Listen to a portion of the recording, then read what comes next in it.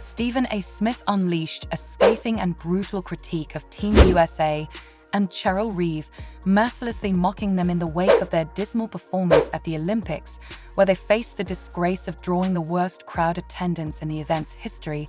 This had some observers wondering if the presence of Caitlin Clark and AEL Reese would have the stands packed for Team USA. Team USA, led by Asia Wilson and Banner Stewart, got off to a dominant start in the 2024 Olympic by beating Japan 102-76, but according to the Olympics official website, Team USA's win over Japan only drew 13,040 fans, which was the lowest attended game among the opening 6 matchups in Group Play. The Serbia vs Puerto Rico game was the second worst attended game, with 1,532 fans in attendance, while Spain and China had the largest crowd with 27,021 fans in the building. 4 of the 6 opening games drew over 20,000 fans.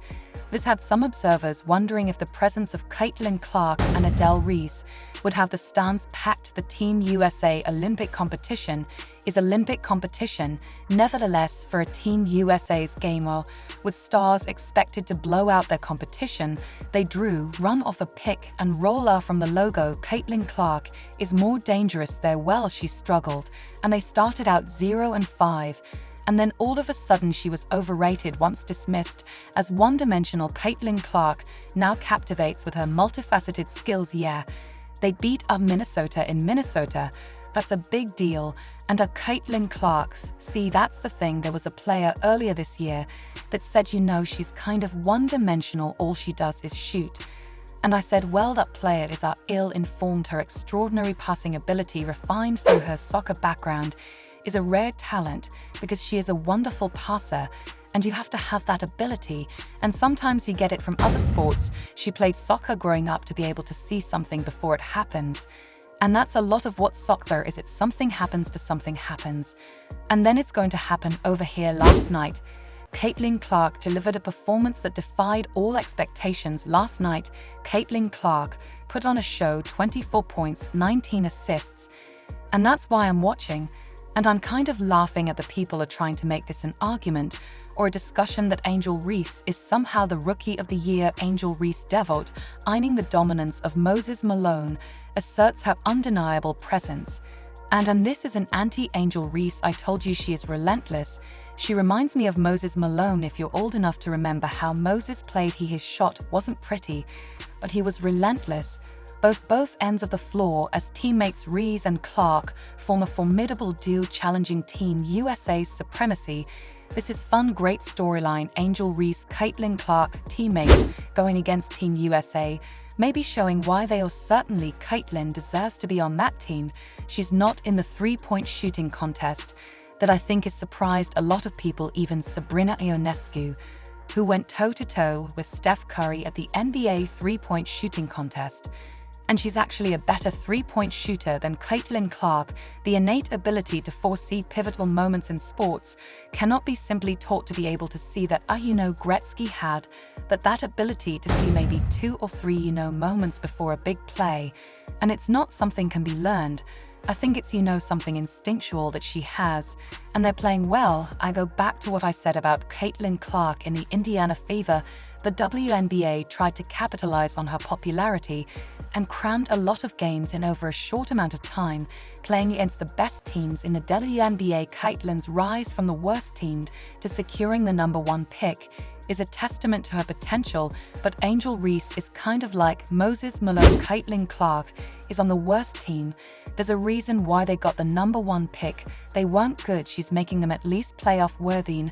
Now granted, just about everybody makes the playoffs in the WNBA, but you're watching last night, and she scored or assisted on 66 of her team's 93 points. That's a WNBA record. Caitlin expresses herself about playing in the All-Star team for the first time. Yeah, it's going to be fun. I think obviously as 2 rookies, getting to share this experience for the first time, super rare to be here as a rookie, and then to have 2 of us here. I think it's just really great overall. I think obviously the fans are going to be very excited about it. But I'm excited to share the core honestly with everybody, like meeting new people. This is my first experience here. Obviously know these two, but everybody else, like just getting to know them over the course of the weekend. And enjoying the experience. Standing shooting, she's a better three-point shooter. On the run off a pick and roller from the logo, Caitlin Clark is more dangerous there and a better shooter, it feels like, on the run, on the move. But stand, they're great. Shooters who just stand and shoot are, like Klay Thompson. He can stand and shoot. There are a lot of guys. Steph Curry's dad, Del Curry, was a wonderful stand and shoot. Dennis Scott, wonderful stand and shoot. And there are other players who are better. When they're on, Steph Curry can stand and shoot. Well, he can do whatever he wants. But on the run, that's what makes him Steph Curry. And Caitlin Clark is that kind of three-point shooter. Early struggles in the WNBA were mere stepping stones in Caitlin's resilient journey. Well, she struggled, and they started out 0-5, and then all of a sudden she was overrated, and she had played a full basketball season, little time off. And then you start the WNBA, and you're starting the WNBA against everybody is a really good player. Everybody's talented to get to this point. And they were arrested, so I said once she gets a break and then plays, some of these other teams, then you'll probably see her play similarly to the way she played at Iowa. We proud to come, bring home a gold medal here. And our Caitlin's been great for the WNBA. And you'll be able to see her on the Olympic team in Los Angeles in the USA basketball. Make the right move. I think they whiffed here. I completely believe they lost a golden opportunity. Everybody knows that the reason why our teams around the league are having sellouts are because Caitlin Clark and the Indiana Fever are coming to town. Would Caitlin step in if a player is too injured to play? But if there is a player on that roster that's too injured to play, and they call you, what would your reaction be? Yeah, I think it would be a great opportunity. A lot of ifs. So my main focus is on Fever. If they bring Caitlin into the team, they're going to dominate the scoreboard. You put Caitlin Clark, you put up Angel Reese, Angel Reese, and you put Cameron Brink, bare minimum. You put those three. All three of them are superstars. You put three of them on that team. And when you're beating a team by 50, which you eventually will be beating a team by 50, you let them go in there and ball out. This is a no-brainer to grow. There are girls in this team that are 41 years old. Right, how many are Olympics have that 41-year-old? I think 5 or 6. They get off the team. Get off the. And she was the one when they were doing she was the one hating on C. They were doing a summit cast of one of the final 4 games. Man, shut your ass. She's not going to be that good in the pros. He's a grown woman she's going against. Is not going to be off the team. Stop hating, you old piss, over, go home. Caitlin Clark is the reason why the tickets are sold out. And I don't know that I quite understand the question, in that everybody knows that the reason why our teams around the league are having sellouts are because Caitlin Clark and the Indiana Fever are coming to town. Angel Reeve has impacted their attendance at the Chicago games, I suspect, on the road as well. So what the league can do is be ready to capitalize on the moments. USA basketball missed out on a golden opportunity. Did the USA basketball make the right move? I think they whiffed here. I completely believe they lost a golden opportunity. You could have got one of those 12 spots. Now every woman on that team is deserving. And there are also other women out there who didn't get picked, who are deserving. Caitlin Clark deserves to be part of the USA basketball team. And I think Caitlin Clark is one of them. If you're going to go with the meritocracy argument, we could chalk up a ton of stuff, but the undeniable thing about Clark is how popular she is, how many eyeballs she has brought to the sport. People are discovering women's basketball for the first time for many, many people because of Caitlin Clark. She would have been a boon for this Olympic team. Look, this is a sport. It is a game, Brian. It's also a business. You know that better than anybody. It is a business. This would have meant so much for the ratings of the women's Olympic basketball stuff. All of it. So out couple of things, Michelle, if you're USA basketball and you feel pressure because the women are the best in the world, just like the men are. I think they won 9 gold medals already. They've only lost 3 games ever. And you don't want to be that coach to get knocked out early, and maybe because you put somebody on there that is in the top 12 in the world. So far, she's averaged 16 points a game as a pro, 6 assists, 5 rebounds, making 37% of her shots. Solid start, but remember, and you live this, but I was covering it too, UConn basketball, the best player in the in-college basketball, Rebecca Lobo, she was never a dominant in the WNBA. Sometimes you reach your peak in college. She hasn't shown that she's among is more dangerous there and a better shooter, it feels like, on the run, on the move, but stand, you know, they're great. 7 threes to tie a rookie record does not show that she's a promising pro. I don't buy it, I just don't.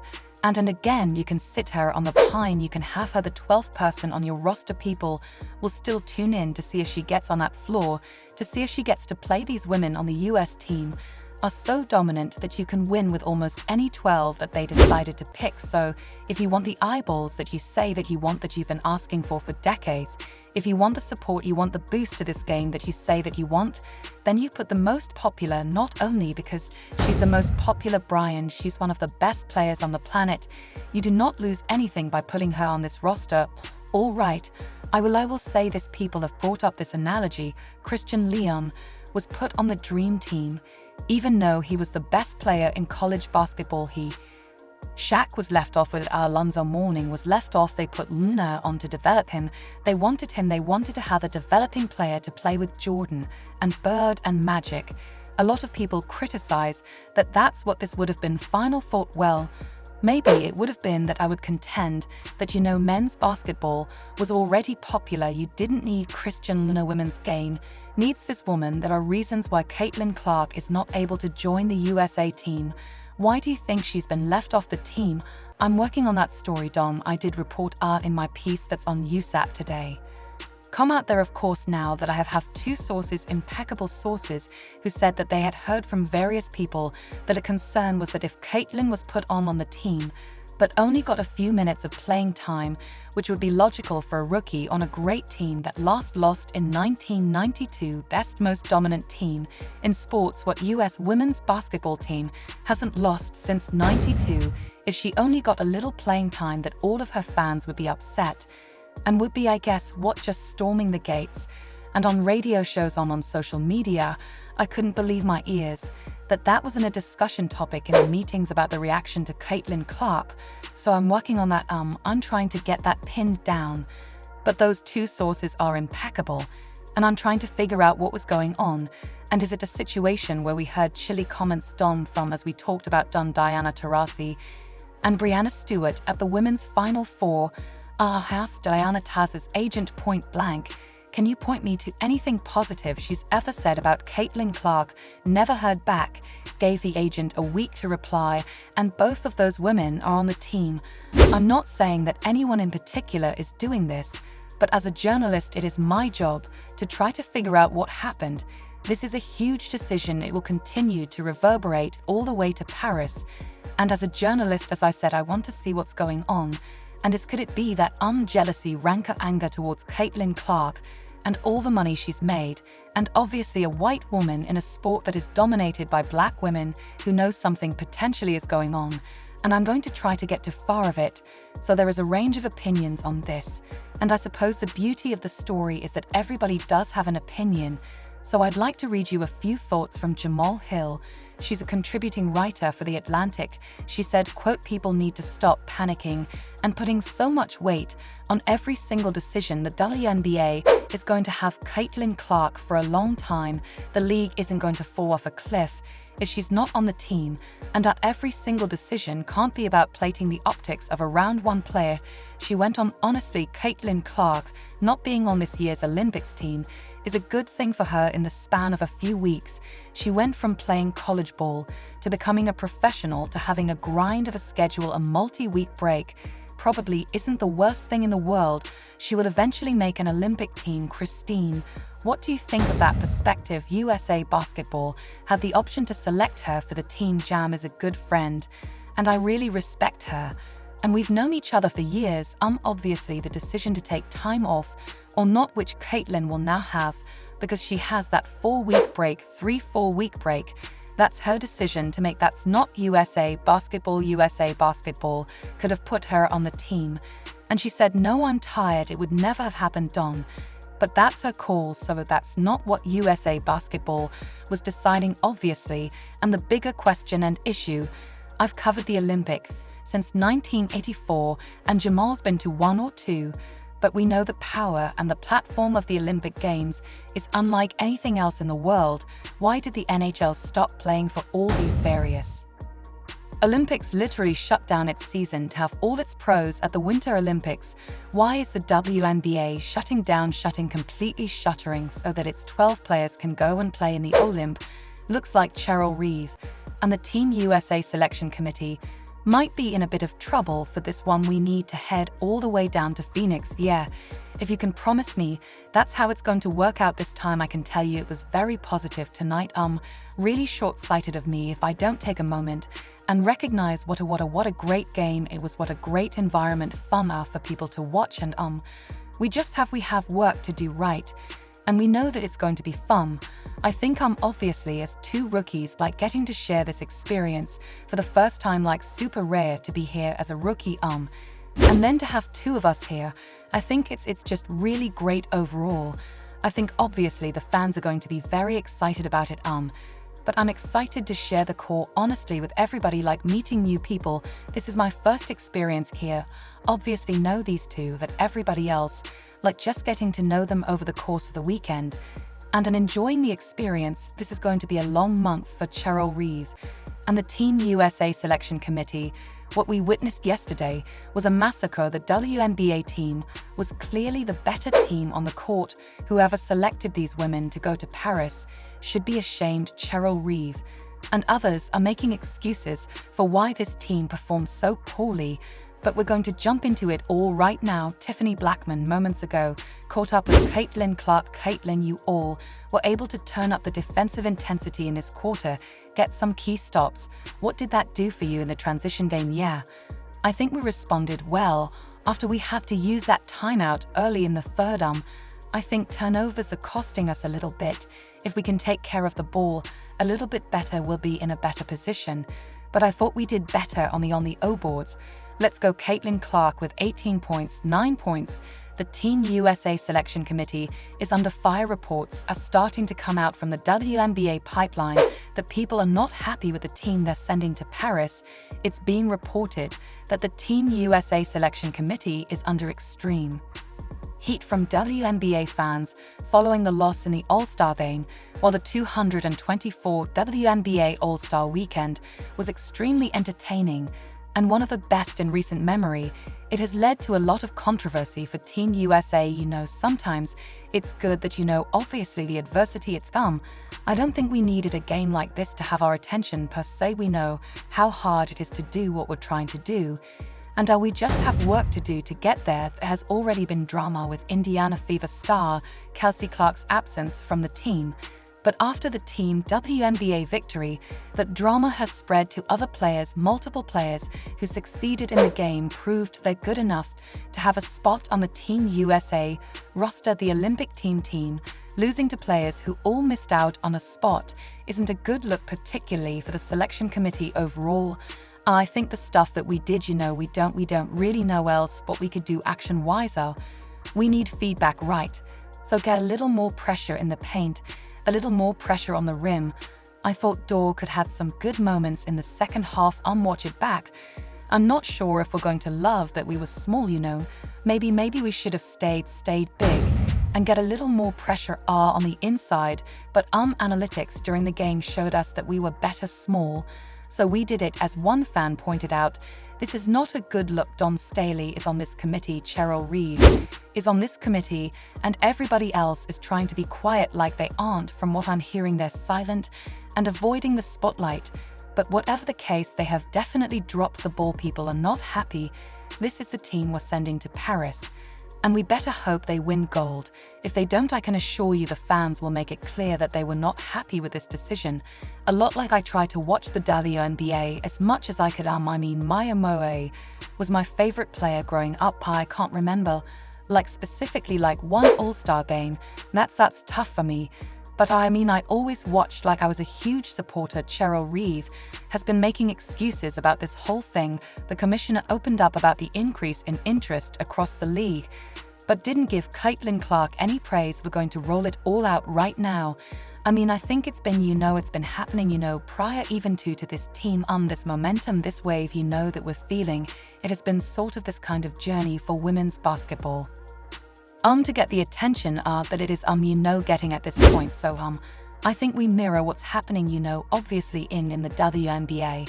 And, I think hopefully this team can, uphold, sort of the culture and the level of success and compete and, but I don't necessarily know that this team is going to be, the team that changes things. I think we're continuing to, be on that upward trajectory.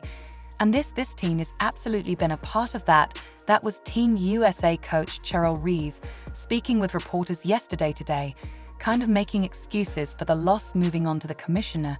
She spoke about all these increases within the league, and she's ecstatic about them, which she has every right to be.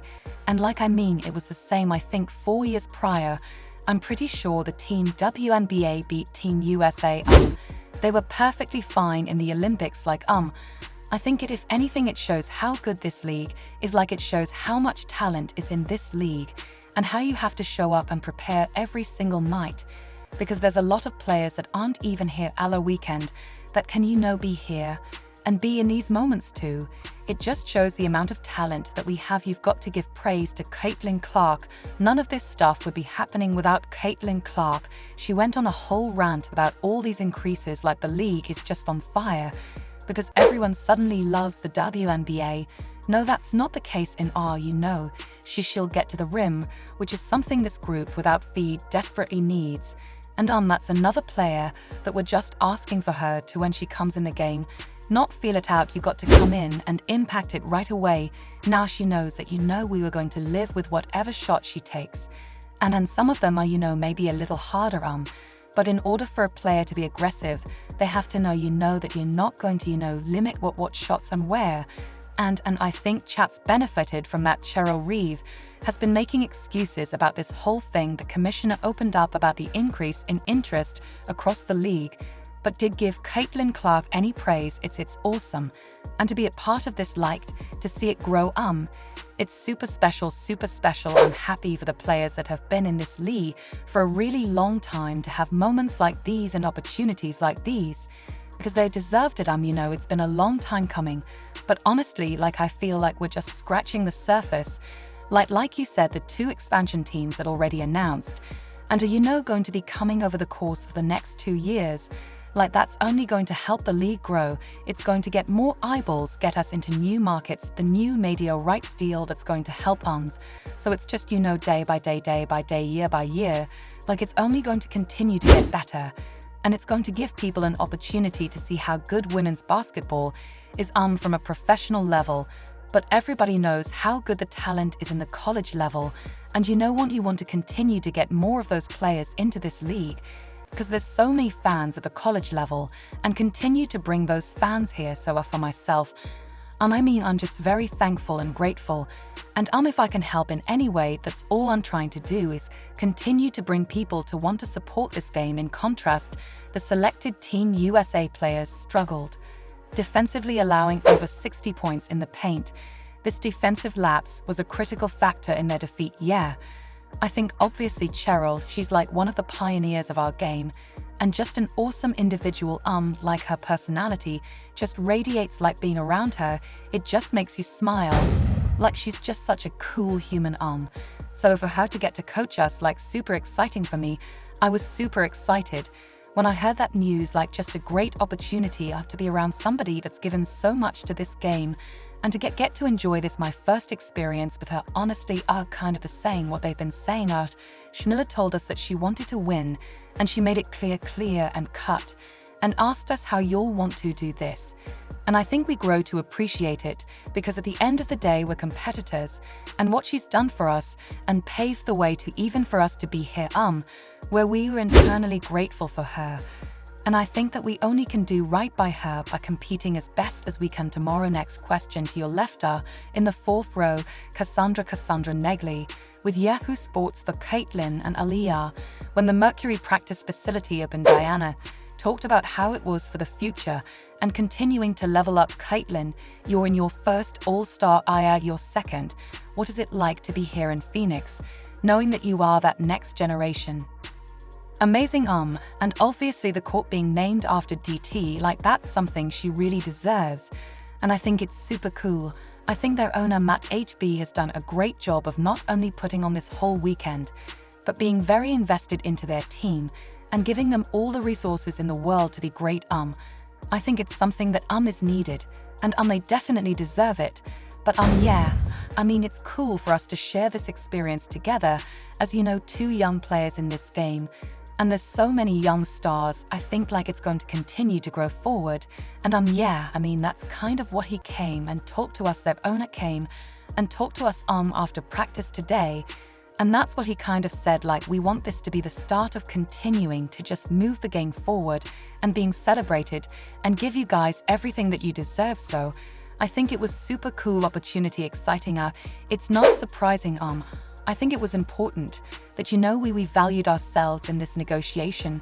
Rookie of the Year Tom Clark and Cheryl Reeve recently partnered for a big TV deal that can change the WNBA in the perfect timing. They're going to get a new TV deal, which is going to obliterate the old TV deal. They have maintained a strong commitment to covering women's sports over the years. Unlike other media in our market, I think your commitment through the years in covering women's sports is not shared by that the broader media in our market their social media game is improving our coverage. But they've still got more ground to cover. We've improved our coverage in our market for sure, but it is not at the level that it should be at this point, given the magnitude of the events that we have had, whether it's WNBA championships, multiple times, and whether it's when we hosted the All-Star game, whatever it is, and so we've got another step to go. I'm really hopeful that the current events in covering women's sports, how things are changing very rapidly, that our market is one that will grab a hold. And then share your passion for it. The USA experience was the catalyst for her career trajectory. That was a turning point that launched her career. I think caused the epitome of a career trajectory.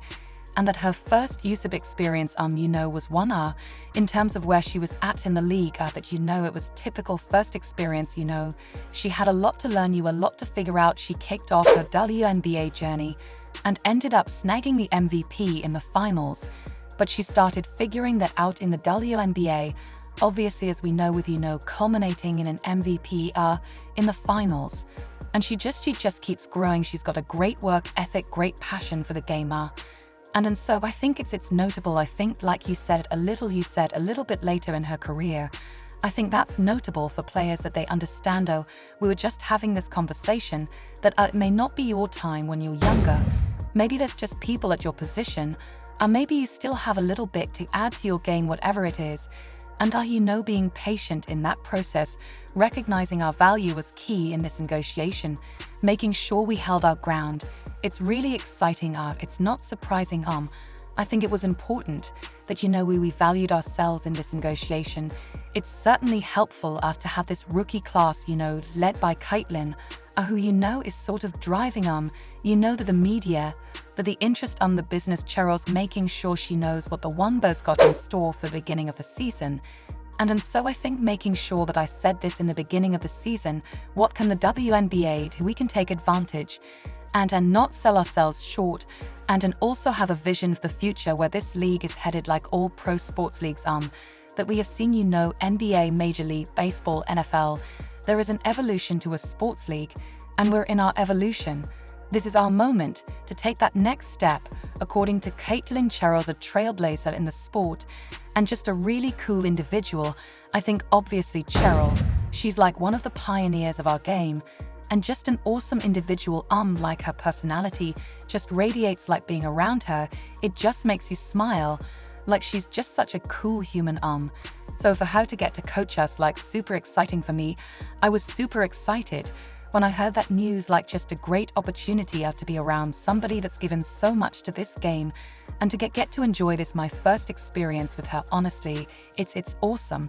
And to be a part of this, like to see it grow, it's super special, super special. I'm happy for the players that have been in this league for a really long time to have moments